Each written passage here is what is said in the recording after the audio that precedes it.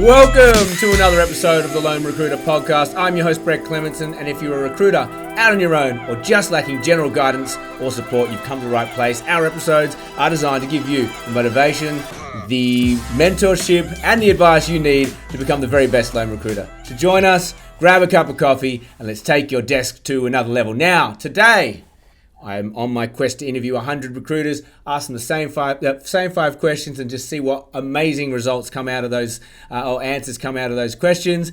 And we're joined by Krystle from Verve Partners up in Newcastle. Krystle, welcome. How are you? Good. Thank you for having me. It's nice to meet you. Nice to be on here. Absolutely. And you came onto this. We don't know each other prior to having a chat today, just for people at home. I noticed that you had been following the podcast, and I thought, you know what? I'm going to reach out and say, hey, I see you following. Do you want to jump on? And you were like, yes, let's do it. So I love it. It's a way to build a network. That's it. So look, for my benefit and for anyone listening at home, would love to hear your background, your journey in recruitment and how you got to where you are now. Give us your life story in 60 seconds. Go. Yes, I've been in recruitment for 15 odd years. Only been with two firms over that time, one being a tier one for about 12 years. And then I moved over to Verve Partners 3 years ago, was their business manager, and then become an owner of the business with the other two partners in September last year. So through 12 months in as a business owner, which has been a great ride and a great journey. Wonderful. And you know what? And you would probably attest to this. I see a lot of recruiters' CVs, and for someone with that much experience, having only worked for two recruitment agencies is rare. And I'm the same. I've worked for one place prior to where I am now, and it's been 16 years and only two employers, or two places of work. So I don't know. I just don't see it. I guess it's one of those things. It's the same job no matter where you go. So you may as well maintain your brand and continue to build your business under the brand that you've been on rather than moving around. Absolutely. So I'm actually quite excited to get into it because I'm gonna guess there's some gold in what you've got for our questions today. So we'll jump into it straight away. As always, the first one is, if you only had one KPI to measure your desk or to measure where you're at in the recruitment land, what is the KPI that you're going to measure? Yeah, such an interesting question. I think first off is I'm not a big believer on hard KPI targets. No. What I've experienced over the years is they're high numbers, which lead to very low conversions if they're not done correctly. So every activity should offer a quality return, and every recruiter should always be asking themselves what every KPI activity they do, what is my return on investment? And if you can't define what that is, you shouldn't be doing it. Specifically, one KPI is hard it's simply because it's all dependent on the discipline that an individual works across and what KPI works for them to achieve the highest converted outcomes. I would probably say my most favourite is definitely face-to-face meetings with clients, though. I think the connectivity that you can have and the relationships that you can create from those can certainly give you a lot more than anything else. And building that network and foundations, if you don't get anything out of that individual, chances are if you build a good relationship, it becomes a referral based element as well. So they're probably my most favourite KPI, if you'd like to call it, but it really does depend on what gets you the best outcomes. I like that, and we're not a KPI driven environment whatsoever, and but I think everyone knows what they need to do in a certain period of time or at a given moment, and that essentially is a KPI or a goal or a metric that if you had to measure something you would go by. And we've actually just started asking that question at the beginning of the week, like, what's the metric that matters this week for you? Like, is it generating CVs? Is it closing deals? Is it getting interviews? And it's going to be different from week in, week out. And that was the penny drop moment for us, is that what's the point in KPIs that are just blanket numbers, which are really just a way to make sure you're doing your job. But if we trust people to do what they do and they're good at what they do, well, we don't need them. You know what you need to do. Correct. And ultimately it comes down to the ROI, return on investment. That's it. Lovely answer. So the second one is, and this one I hate asking, but because we all know just how dangerous that is. But if you had limited time, you saw this CV drop in, it was fantastic, it's in your market, you're excited to see it, but you look at the clock, you've got you've got, for whatever reason, only 3 questions you're allowed to ask this candidate. What are the 3 questions? And this is a hypothetical. You would never ask a candidate just 3 questions. Let's put that out there. But for the sake of the game, what are the 3 questions you're going to ask at interview if that's all you could ask? And such a hard question. Like, very rarely would I ever spend less than 45 minutes with someone, which is so many questions. Aside from the obvious, which is situational, behavioral, technical, problem solving, I would ask a candidate is the role that I'm interviewing them for their first preference, or are there other roles that are preferable to them, to really engage their honesty behind that, and get an understanding of whether or not we're sitting in their preferred role. And Um, you'd ask that right at the start. So you're assuming they're applied or they know a bit about the brief. Oh, right at the start. I mean, I guess right at the start, you're getting an understanding of what direction they want to head, where they want to be, Mm, what attractive employers are out there in the market, what role is going to see them, fulfilled, and for what mm, period of time.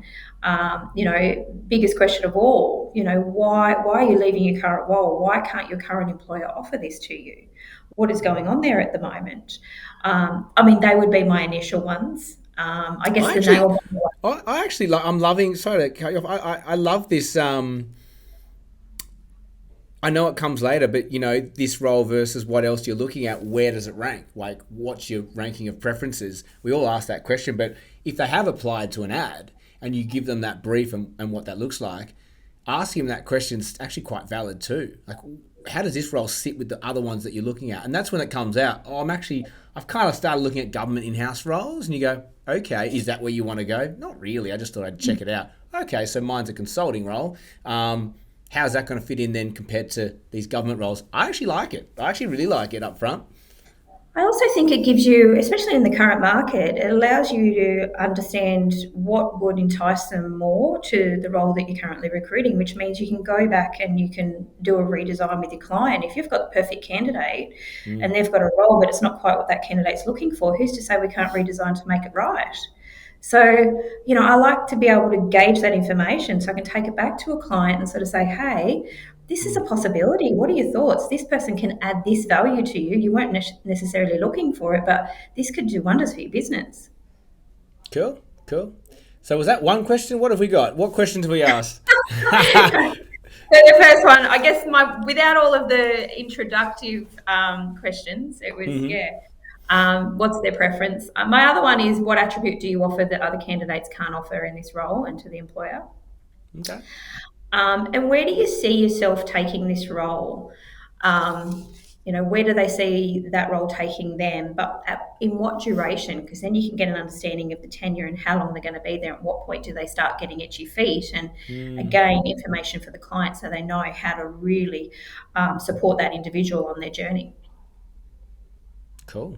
I like that. I really like that. Yeah. Turn that question into another sell.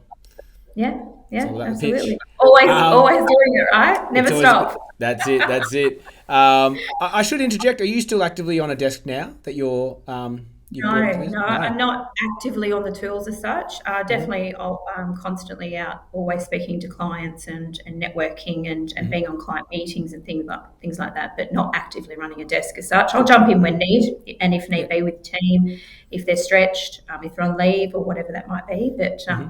yeah, not on the tools every day. Cool. Cool. Third question for you is: when you did have those candidates in front of you, you had the offer, and you had to close them. What is your closing question, or what is your closing approach? I find this one the hardest one because it also depends on the individual and their motivators. Like, Mm, I generally find that I tailor it to what I guess, their soft spot is, and how you can really influence them. But I guess the key things, if I wasn't necessarily focusing on that, what would or could stop you from progressing. And obviously, historically, I've always come to realise that candidates, if they're married or they've got partners, they really do like to loop in with them and make sure they're making the right decision, and that has stopped the process sometimes. So mm, really understanding a good understanding of around what could or would stop you from progressing, and is there anything that anyone else you need to influence in this decision making process, and if you were offered the role, would you take it? I Mm, think there's an assumption made, and I've seen this many times, that your client comes back to you and says, "Hey, we want to offer this candidate." You ring the candidate really excited, "Hey, we want to offer you the role. It's so exciting. The client wants to offer you." So I don't want it. mm, So really gauging, how they feel about the role. Would they take it if it was offered to them, and what would that look like? mm-hmm. And would you typically do that prior to releasing the offer? Yes, absolutely. I would do it before I would even go and understand where my client was at.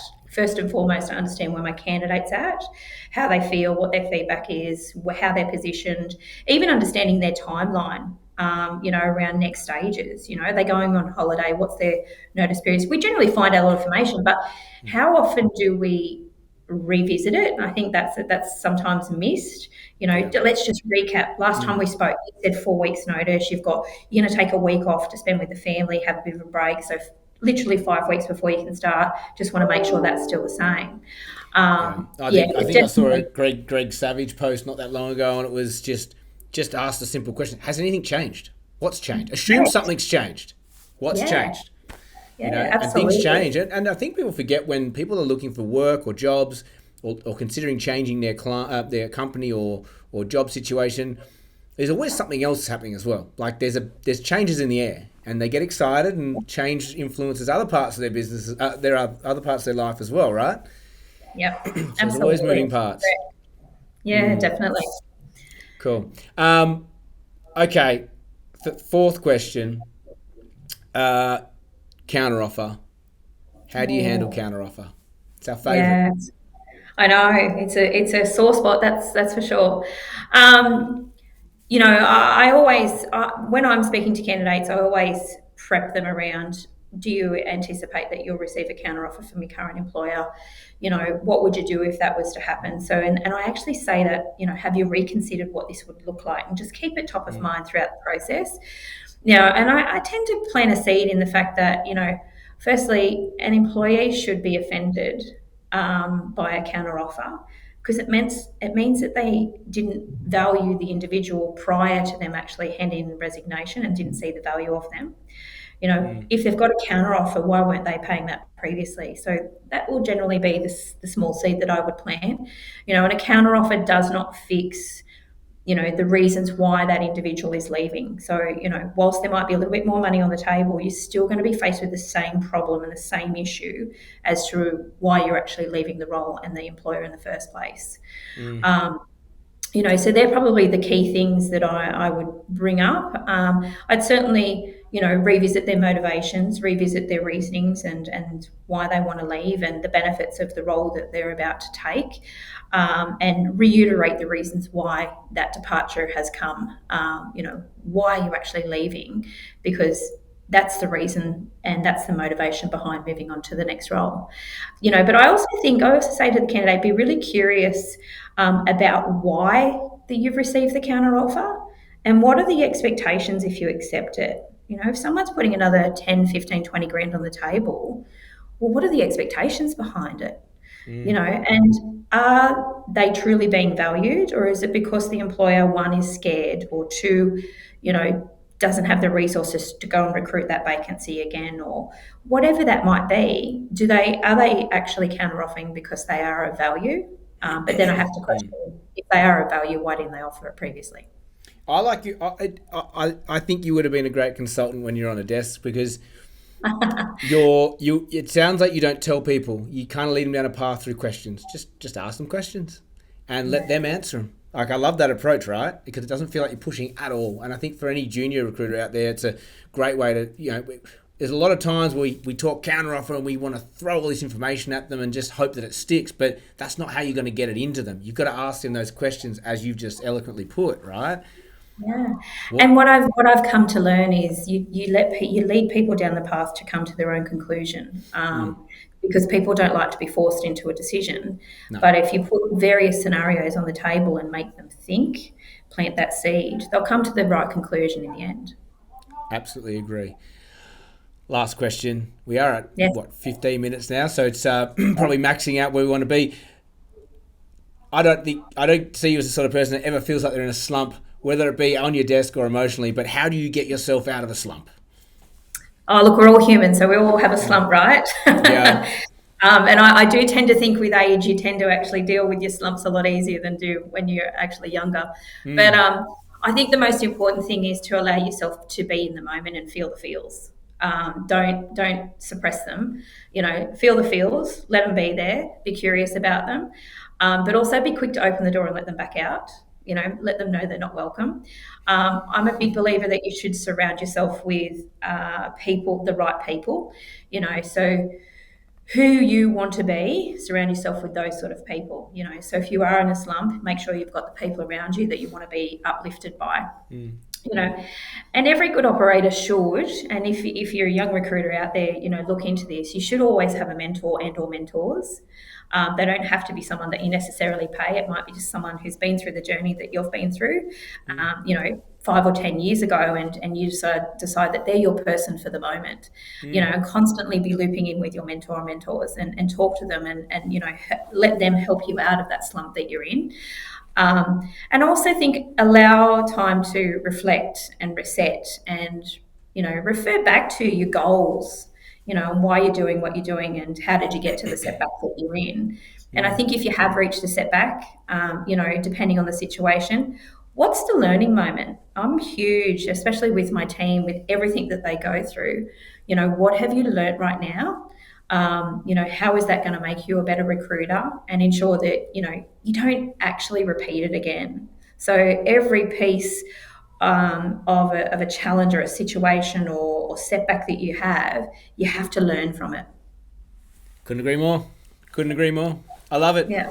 All right. Well, look, thank you so much for jumping on all the way from Thank you. sunny Newcastle today. It's definitely sunny. Definitely Very good. spring is here. I love it. I love it. Look, that's all we have time for you today, guys. As always, share it, like it, rate it. We're loving the feedback coming through. We're loving the support. So thank you. We're going to wrap this Thank one you. up. As always, have an amazing day, and may all your deals come true.